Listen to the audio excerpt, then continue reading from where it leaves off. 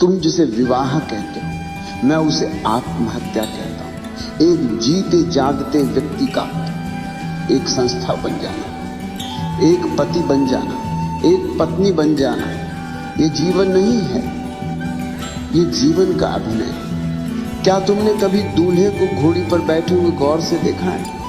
वो सोचता है कि वो राजा है, वो सोचता है कि उसने कोई किला जीत लिया है, मगर उसे खबर नहीं, उसे रत्ती भर भी खबर नहीं कि वो अपनी ही आजादी की शव यात्रा में जा रहा है। वो बाजे गाजे, वो शोर शराबा, वो रोशनी, ये सब तुम्हें धोखे में रखने के लिए है, ये सब तुम्हें बेहोश करने का उपाय है, ताकि तुम्हें पता न चले कि तुम एक खुली जेल में प्रवेश कर रहे हो। जरा अपने चारों तरफ देखो, जिन लोगों की शादियां हो चुकी हैं, क्या उनके चेहरों पर तुम्हें कोई आनंद दिखाई देता है? क्या उनकी आंखों में तुम्हें वो चमक दिखाई देती है जो किसी प्रेमी की आंखों में होती है?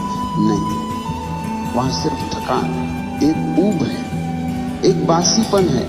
वे एक दूसरे को प्रेम नहीं कर रहे, वे एक दूसरे को ढो रहे हैं, जैसे कोई पुरानी लाश को कंधे पर लाद कर चल रहा। और मजे की बात यह है कि वे मुस्कुराने का नाटक भी कर रहे हैं। तुम मुझसे पूछते हो कि शादियां असफल क्यों हो जाती?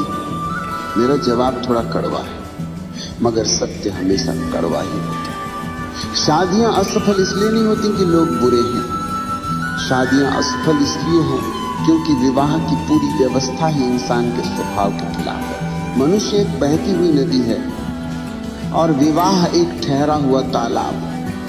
नदी बहती रहे तो साफ रहती, ताजा रहती, रुक जाए तो सड़ जाती है, उसमें कीड़े पड़ जाते हैं, बदबू आने लगती है। आज हर घर से वही बदबू आ रही है, कलह की, संघर्ष की, घुटन की। तुम सोचते हो कि 7 फेरे लेने से, मंत्र पढ़ने से या किसी कागज पर दस्तखत करने से प्रेम पैदा हो जाएगा। कितने नासमझ हो तुम। प्रेम कोई व्यापार नहीं है, प्रेम कोई समझौता नहीं है, मगर तुम्हारा विवाह 100% समझौता है। तुम प्रेम के कारण विवाह नहीं करते, तुम डर के कारण विवाह करते हो।